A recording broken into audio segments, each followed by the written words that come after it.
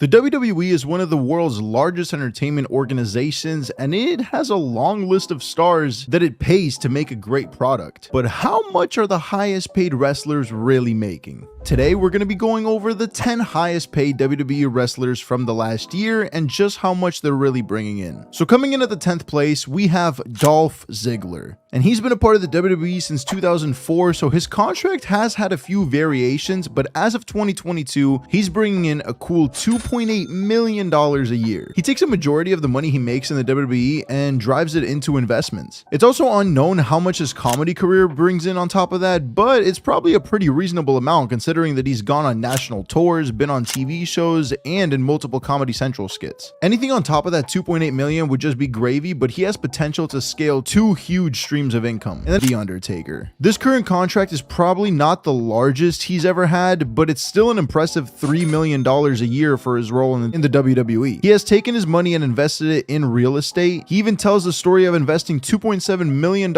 into real estate in 2006 and doubling his money. Beyond that, he also has an impressive portfolio of several homes, with one including a $3 million mansion in Loveland, Colorado. Bobby Lashley. He's taking home a cool $5 million a year from the WWE alone. He has sponsors outside of that too, so that may just be the base. He is another wrestler that seems to be very smart with their money by investing it into the market and real estate. With a relatively long career, it's possible that if he was investing like this all along, that he's probably making more out of the ring than in it. He has an impressive estimated net worth of $25 million. Now, number 7 is Drew McIntyre, who's commanding $6 million a year currently. And while it's not really known what he does with his money, chances are he's investing like most people and making $6 million a year. He's also venturing into other things to bring on some more cash flow, such as he released a book in 2021 that was an autobiography. Knowing just how die-hard the WWE fan base is, he probably did very well on that too. So up next, obviously, we have the 6th place, and that belongs to the legend killer Randy Orton. This is not his peak contract, but even with that being said, he's still taking home plenty of bread with a $7 million a year contract currently in place. He's also broken into some acting roles with movies like 12 Rounds Reloaded and has been in some TV shows over the years. And he also commands a better than average merchandising agreement with the WWE. Obviously, all wrestlers get a cut of their merchandising, but since he's such a star, that he has a more than friendly deal in place with that. Coming in the middle spot of the list, number 5 is Seth Rollins. And he's had a great WWE career so far. That career has given him a huge yearly contract that comes in at $7.5 million.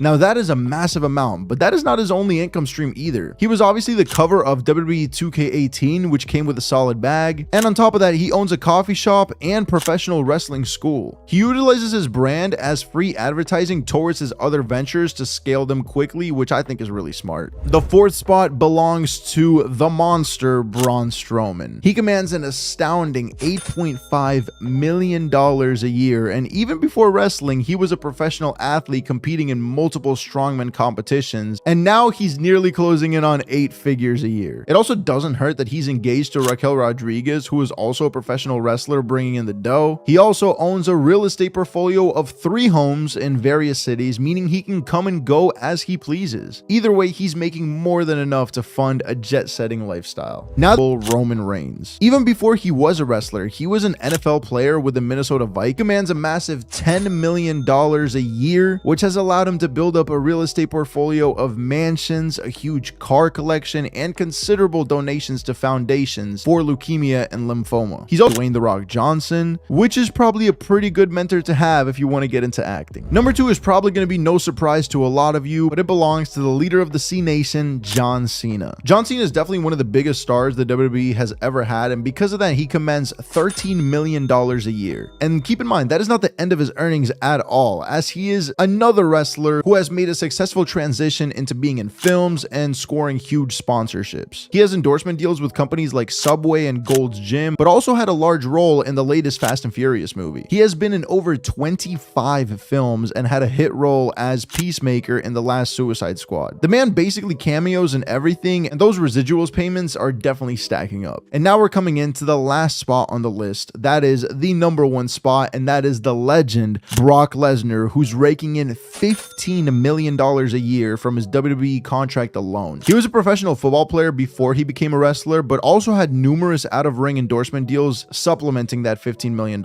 Also, as you guys know, during his hiatus from the WWE, he did become a heavyweight champion at UFC. He has a real estate portfolio worth several million dollars, and it also helps that his wife is a fellow WWE legend in Sable. Between the two of them, they are definitely doing more than enough to set themselves and their family up for life. Most of these wrestlers can set up intergenerational wealth for them and everyone they love. The WWE has tons of stars that are getting paid pretty handsomely, but that was the top 10 as of 2023. It is also possible that a lot of them have private investments and are not known to the public by using anonymous LLCs,